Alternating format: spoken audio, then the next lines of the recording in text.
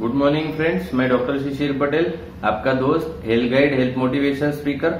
Last 6 साल से गुत्री Patel hospital में प्रैक्टिस कर रहा हूं और आज मैं एक बहुत ही इंपॉर्टेंट टॉपिक पे आपको मार्गदर्शन करूंगा, जैसे कि ओबेसिटी। आप में से काफी सारे लोगों ने मुझे इनबॉक्स में मैसेज भेजे थे कि सर ओबेसिटी पे वीडियो बनाओ। तो लास्ट 2 वीडियोस से हम लोग ओबेसिटी पे वीडियोस बना रहे हैं कि ओबेसिटी को कैसे कंट्रोल किया जाए, एपेटाइट पे कैसे ध्यान रखा जाए। और आज मैं आपको एक ओबेसिटी के बारे में बहुत ही इंपॉर्टेंट माहिती दूंगा, जिसको ओबेसिटी को नापा कैसे जाए। जैसे कि काफी सारे लोगों के माइंड में गलत फहमी होती है कि बीएमआई चेक कर लो, सब अपने को पता चल जाएगा कि ओबेसिटी कितना है, मैं मोटा हूं कि नहीं, पतला हूं कि नहीं, वो अपने को पता चल जाएगा। बट गलत फहमी है। एग्जैक्टली ओबेसिटी क्या है? तो चर्बी का प्रमाण अगर शरीर में बढ़ता है तो उसे हम लोग ओबेसिटी कहते हैं। अब सिंपल है कि ओबेसिटी का टाइप्स क्या होता है। अगर हम लोग ओबेसिटी के टाइप देखें तो 2 टाइप्स की ओबेसिटी होती है। सबसे पहला एप्पल टाइप और दूसरा होता है पियर टाइप। एप्पल टाइप है ना, वेस्ट के ऊपर, कमर के ऊपर के साइड में अगर चर्बी का प्रमाण ज्यादा है और वजन अगर ऊपर के भाग में ज्यादा है, जैसे कि पेट और छाती और हाथ में अगर चर्बी का प्रमाण ज्यादा है तो उसे हम लोग एप्पल शेपेड ओबेसिटी कहते हैं। और दूसरा पियर शेपेड ओबेसिटी होता है, जिसमें कि कमर और पैरों पे ज्यादा फैट्स होता है।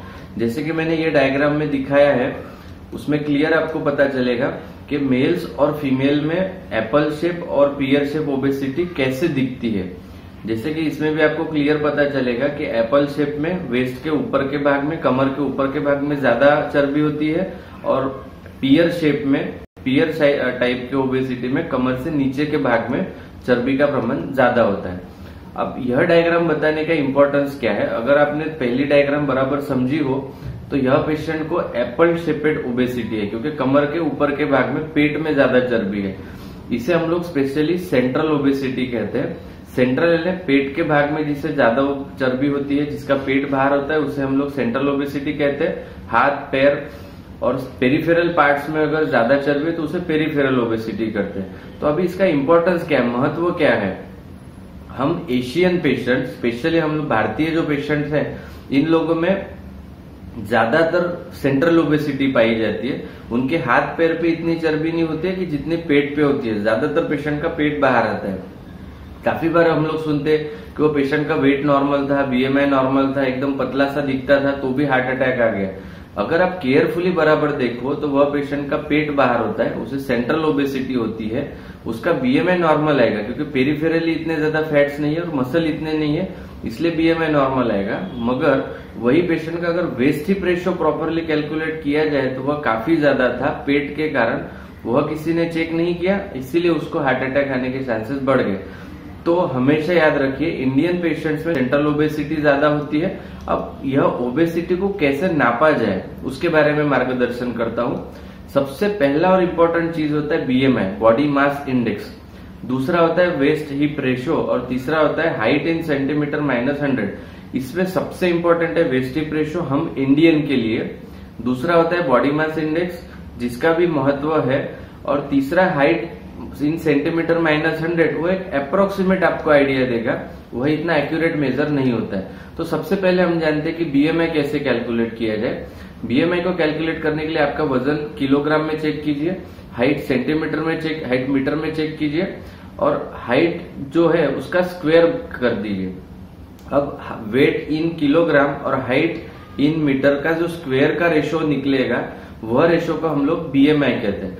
अगर आप नेट पे चेक करोगे तो मोस्ट ऑफ जगह पे नेट पे आपको बीएमआई की रेंज दिखाएगी 25 से ज्यादा ओवरवेट और 30 से ज्यादा ओबेसिटी। बट हमेशा याद रखिए, वह रेंजेस यूरोपियन पेशेंट के लिए है कि जिनमें पेरिफेरल ओबेसिटी ज्यादा होती है, सेंट्रल ज्यादा नहीं होती है। जैसे कि मैंने पहले डायग्राम में भी आपको दिखाया कि सेंट्रल ओबेसिटी इंडियन पेशेंट्स में ज्यादा होती है, इसीलिए हम पेशेंट्स में जो बीएमआई होता है वह बीएमआई अंडर एस्टिमेट करता है हमारा जो रिस्क है। इसीलिए एशियन पेशेंट्स में ओवरवेट 23 से ज्यादा बीएमआई में कहा जाता है और ओबेसिटी 28 से ज्यादा। हमेशा याद रखिए, अगर आपका बॉडी मास इंडेक्स 23 से ज्यादा है तो आप ओवरवेट हो, और 28 से ज्यादा है तो ओबेसिटी है। अब दूसरा रेशियो अगर देखा जाए तो वेस्ट हिप रेशियो कैसे कैलकुलेट किया जाता है? जो कमर का पार्ट होता है सबसे वाइडेस्ट, उसको मेजर कर लीजिए और पेट का सबसे जो नैरो सबसे पतला पार्ट है उसे मेजर कर लीजिए। सेंटीमीटर में चेक कीजिए, इंचेस में, कोई प्रॉब्लम नहीं है। और जो पेट के भाग का नाप है उसको कमर के भाग के नाप से डिवाइड कर लीजिए, वह आपको वेस्ट हिप रेशो दिखाएगा। अब यह वेस्ट हिप रेशो को इंटरप्रेट कैसे करना है, आप सेंटीमीटर में चेक कीजिए कि इंचेस में कोई प्रॉब्लम नहीं, उसका रेशो परफेक्ट आएगा। हमेशा याद रखिए, अगर आप एशियन हो या आप इंडियन हो और आपका वेस्ट हिप रेशो, अगर आप पुरुष हो और आपका वेस्ट हिप रेशो 0.95 से ज्यादा है, और अगर आप फीमेल्स हो, स्त्री वर्ग में हो और आपका वेस्ट हिप रेशो 0.85 से ज्यादा है, तो आपको कार्डियक प्रॉब्लम और पैरालिसिस के प्रॉब्लम या नसें ब्लॉक होने के चांसेस काफी ज्यादा रह सकते हैं। तो अभी अगर हम लोग को रिलेट करें प्रॉपरली बीएमआई और वेस्ट हिप रेशो को, तो आपको यह स्लाइड में क्लियर पता चलेगा कि किसमें सबसे ज्यादा कार्डियक और नसें ब्लॉक होने के चांसेस ज्यादा होते हैं। तो अगर हम लोग लो बीएमआई और लो वेस्ट हिप रेशो में आते हैं तो हमको कोई रिस्क नहीं है, बहुत कम रिस्क है। दूसरी चीज, अगर हमारा बीएमआई ज्यादा है और वेस्ट हिप रेशो कम है तो भी रिस्क मॉडरेट होती है। तीसरा पेशेंट होता है कि जिसमें बीएमआई कम है बट वेस्ट हिप रेशो ज्यादा है। ये दो पेशेंट में आपको देखना है, एक पेशेंट में बीएमआई ज्यादा है और दूसरे में वेस्ट हिप रेशो ज्यादा है।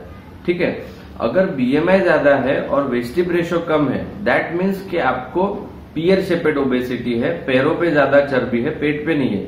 इसीलिए आपका कार्डियक रिस्क, जो हार्ट अटैक पैरालिसिस होने की जो संभावना है वो कम होती है कंपेयर टू जो पेशेंट में बीएमआई कम है मगर वेस्ट हिप रेशो ज्यादा है, जैसे कि हम लोग इंडियंस, एशियंस होते हैं जिनमें बीएमआई कम दिखाता है और वेस्ट हिप रेशो ज्यादा होता है, पेट पे चर्बी ज्यादा होती है, एप्पल शेपेड ओबेसिटी होती है। ऐसे पेशेंट्स में cardiac risk, heart attack paralysis के रिस्क काफी ज्यादा होता है कंपेयर टू अदर्स।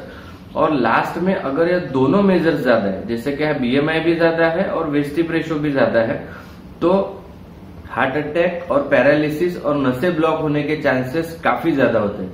इसीलिए हमेशा याद रखिए, अगर आपको कोई बोलता है कि तू मोटा है, तू मोटी है, तो हमेशा याद रखिए सिर्फ बीएमआई और वेस्ट हिप रेशो दोनों चेक करना है और दोनों चेक करके इसमें आपको देखना है कि आपको रिस्क कितना है और फिर डिसाइड कीजिए कि आपको किस टाइप से आगे बढ़ना है और कौन सा वेट पे फोकस करना है, पेट कम करना है कि आपको हाथ पैर की और बाकी जगह की चर्बी कम करना है। अभी सिंपल है कि ओबेसिटी से क्या क्या होता है यह आप लोगों को सभी को पता है। काफी सारी बीमारियां होती है, diabetes, BP, heart attack, paralysis, cholesterol, नसें ब्लॉक होने के चांसेस, यह सभी, और कैंसर भी ओबेसिटी से होता है। तो इसमें ओबेसिटी का डायबिटीज के पेशेंट में महत्व क्या है, तो सबसे पहला ध्यान रखिए कि हर कोई भी डायबिटीज के पेशेंट में हर 500 ग्राम वजन बढ़ने पे 2 से 3% हार्ट अटैक पैरालिसिस के चांसेस बढ़ते हैं। मैं सेंटेंस मेरा रिपीट करता हूं, हमेशा याद रखिए, अगर आपको डायबिटीज है और आपका वजन बढ़ रहा है तो हर 500 ग्राम वजन बढ़ने के बाद आपका कार्डियक और न्यूरो यानी हार्ट अटैक और पैरालिसिस होने के चांसेस 2 से 3% से और ज्यादा बढ़ते हैं। तो आप सोचिए कि आपको वेट बढ़ाना चाहिए कि कम करना चाहिए। पहले दिए गए मेजर्स जो मैंने दिखाए हैं, बीएमआई और वेस्ट हिप रेशो, उससे पहले पता कर लीजिए कि मेरा वेट नॉर्मल है कि एबनॉर्मल है और फिर सोचिए कि कम करना चाहिए कि नहीं कम करना चाहिए। अभी ये ओबेसिटी से कैसे बचा जाए, उसे कैसे कम किया जाए, तो इस पे भी मैं मार्गदर्शन करूंगा।